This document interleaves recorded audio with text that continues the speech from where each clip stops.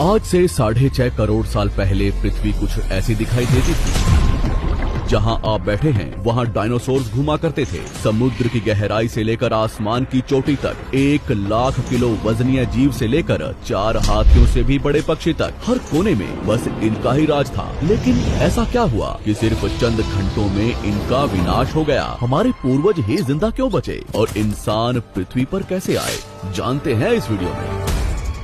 समय में थोड़ा पीछे चलते हैं। ये है हमारी पृथ्वी।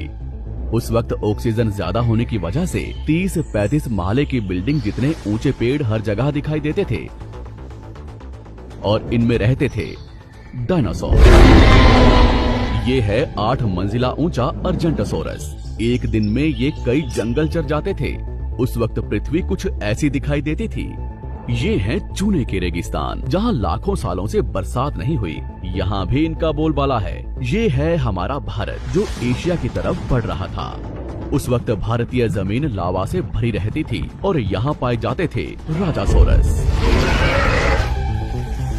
यहाँ का कुछ अलग ही मंजर है। 7 बस जितने लंबे जीव से लेकर इंसान जितने बड़े केकड़े तक। बाहर आकर देखो तो कई किलोमीटर लंबे अमेरिकी रेगिस्तान में पाए जाते थे टाइटेनोसोरस। 20 हाथियों जितना वजनीय, 8 महले की बिल्डिंग से भी ऊंचे ये जीव आज यहाँ बच्चे पैदा करने इकट्ठा हुए हैं। दुनिया के हर कोने में डायनासोर्स की आवाजें गूंज रही थी, लेकिन इन्हें क्या पता था कि आज इनका अंत होने वाला है।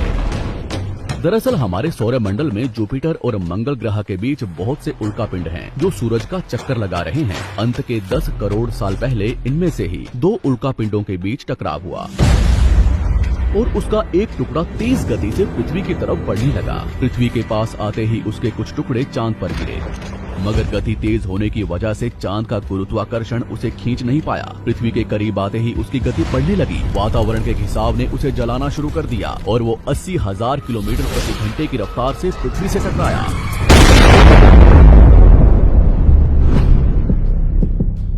यहाँ रात के 1:30 बज रहे थे।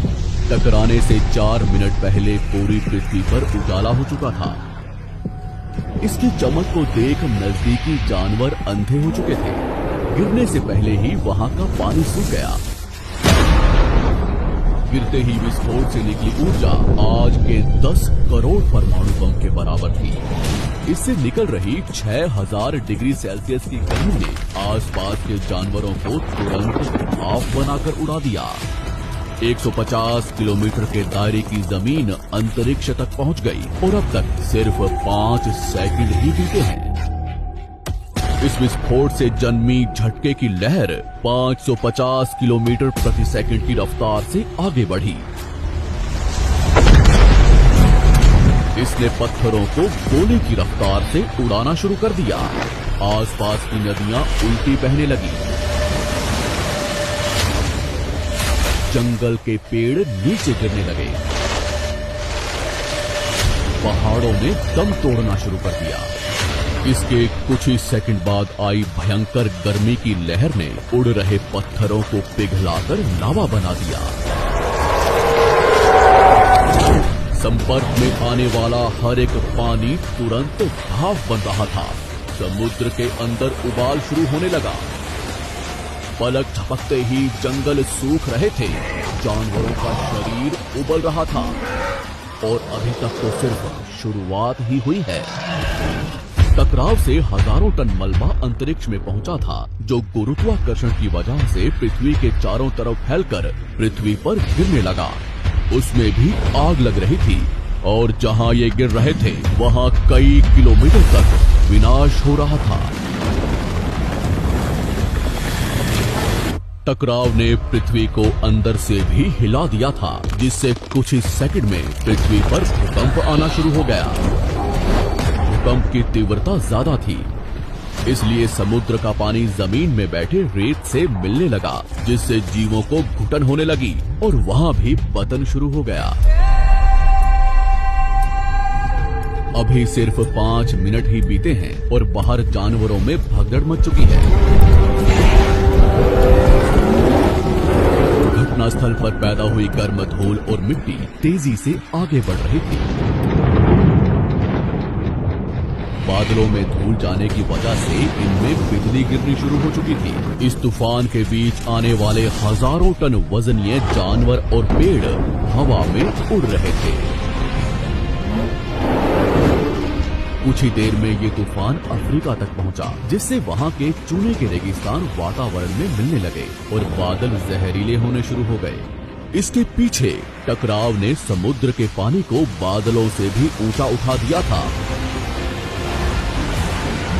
जिससे गर्म पानी की भयानक बाढ़ आ रही थी। 5 घंटे के अंदर पूरी पृथ्वी धूल से ढक गई। पृथ्वी का औसत तापमान कई 100 डिग्री सेल्सियस तक पहुंच चुका था। पूरी दुनिया के जंगलों में आग लगी हुई थी और भूकंप ने मरे हुए ज्वालामुखियों को उजागर कर दिया था। हर सेकंड पृथ्वी गर्म हो रही थी, ऑक्सीजन कम हो रहा था, पृथ्वी पर जमी बर्फ पिघल रही थी और नदियों में बाढ़ आना शुरू हो चुका था। इस महाविनाश के बाद ज्यादातर जमीन में रहने वाले कीड़े मकोड़े और स्तनधारी जीव ही जिंदा बचे थे। पृथ्वी की 70% आबादी विलुप्त हो चुकी थी। कुछ डायनासोर्स अभी भी जिंदा थे, जो या तो छोटे थे या उन्हें किसी गुफा ने बचा लिया था। समुद्र की गहराई में रहने वाले जीव भी सलामत बचे थे, लेकिन अब उनका भी समय खराब होने वाला था। कुछ ही दिनों बाद जहरीले बादल पूरी दुनिया में बरसना शुरू हो गए। दिन ब दिन समुद्र जहरीला होने लगा, जिससे समुद्री जंगल भी मरना शुरू हो गए। धूल से ढकी ये पृथ्वी ठंडी पड़ रही थी और कुछ महीनों में पूरी पृथ्वी बर्फ से ढक गई। हमारे पूर्वजों को डायनासोर से डरकर कुछ भी खाकर कम ऑक्सीजन के बावजूद भी महीनों तक जमीन में रहने की आदत थी। जमीन के अंदर गर्माहट थी और अंदर छोटे जीवों का पूरा साम्राज्य। इस घटना के कुछ साल बाद तक भी डायनासोर्स अब तक जिंदा थे, लेकिन इनके होने के बावजूद भी ऐसा क्या हुआ कि ये जमीन में रहने वाले स्तनधारी जीव आसानी से जमीन पर रहने लगे? वो डायनासोर्स कहाँ गए? पृथ्वी पर इंसानों का जन्म कैसे हुआ? सिर्फ इंसान ही विकसित क्यों हो पाए?